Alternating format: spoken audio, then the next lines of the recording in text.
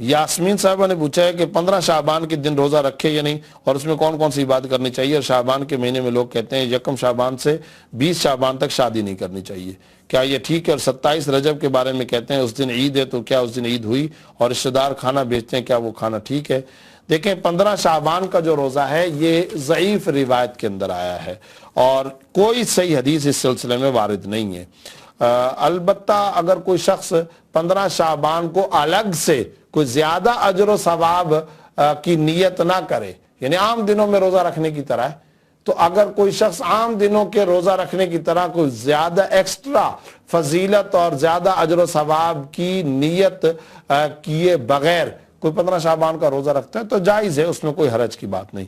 باقی جو 27 رجب والی بات کی ہے یہ بھی غلط ہے، اور 1 سے 20 شعبان تک شادی نہیں کرنی چاہیے، یہ بھی بالکل خلاف شریعت اور حرام تصور ہے، ان کا شریعت سے کوئی تعلق نہیں۔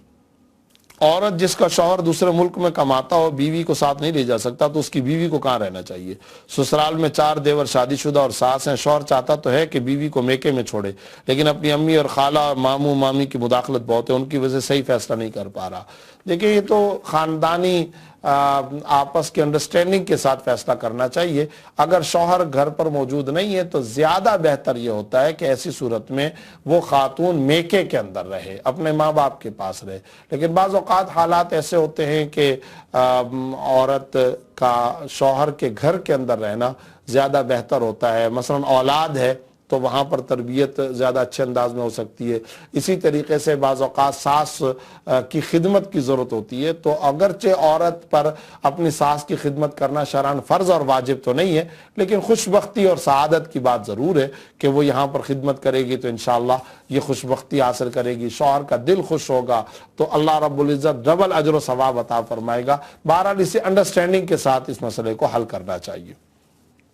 شریعت نے کوئی ایسی سختی کی روک نہیں رکھی کہ عورت یہاں میکے میں رہے یا سسرال کے اندر رہے، ایسا کچھ نہیں ہے، بلکہ اس کو خاندانی سسٹم کے مطابق جس میں کوئی فتنہ نہ ہو، کسی قسم کی خرابی کا اندیشہ نہ ہو، وہاں پر عورت کو رہنا چاہیے۔ انڈیا سے آیان خان نے پوچھا کیا انسان اپنے بازو پر اللہ کا نام لکھ سکتا ہے؟ نہیں۔ لعن اللہ الواشمہ والمستوشمہ، یعنی جسم گودنے والا یا گدوانے والا ملعون ہے، اس پر اللہ کی لعنت ہے۔